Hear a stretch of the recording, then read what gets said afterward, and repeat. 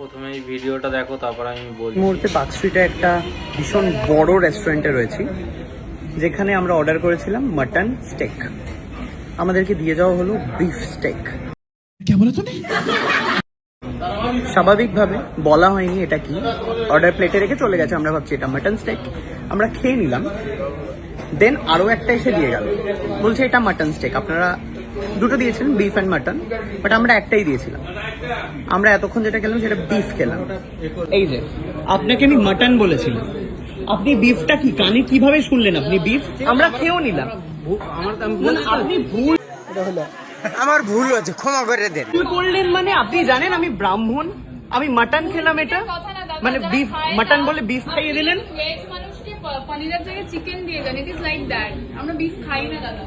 আপনি কি, আপনার কি রিলিজিয়ন কি? আপনার হিন্দু না মুসলিম? আপনি মুসলিম। আপনার শুয়োর খাওয়াই জোর করে খেয়ে নেবেন আপনি? তাহলে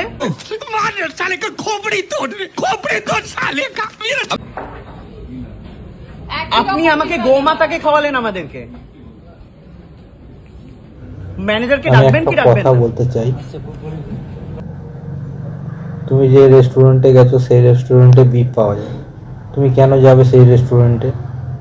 সেই রেস্টুরেন্টে তো সব কিছুতেই বিফের ছোঁয়া আছে। সেই একই প্লেট, একই চামচ, একই শেপ, একই ফ্রিজ, সব কিছু একসঙ্গেই রাখারাখি হচ্ছে। তুমি সেই রেস্টুরেন্টে খেতে গেছো জেনে শুনে, আর এখন ভিডিও বানিয়ে তুমি পাবলিক করছো আমি ব্রাহ্মণ, আমাকে বিফ খাইয়ে দেওয়া হয়েছে। বিফ আর মটনের মধ্যে তো পার্থক্য কিছু একটা আছে। তুমি খেয়ে নিয়েছো, তখনও বুঝতে পারোনি, আবার ভিডিও বানিয়ে বলছো না আমার পুরো প্লেট পুরো সাফ করে দিয়েছি, মনে হচ্ছে জিভ দিয়ে চেটে ফেলেছে। আমি যখন জানি, আমি কেন নিজেকে নির্দোষ দাবি করব? আমি দোষী। আমি কি আপনাদেরকে একবারও বলছি আমি নির্দোষ? তখন আমার আবেগে কাজ করছে, বিবেক কাজ করে নাই। বিবেকটা কাজ করলে পৃথিবীর সর্বশ্রেষ্ঠ আদালত হচ্ছে মানুষের বিবেক। তখন যদি আমার বিবেকটাই কাজ করতো, তাহলে আমি এত বড় পাপের মধ্যে জড়িয়ে যেতাম না।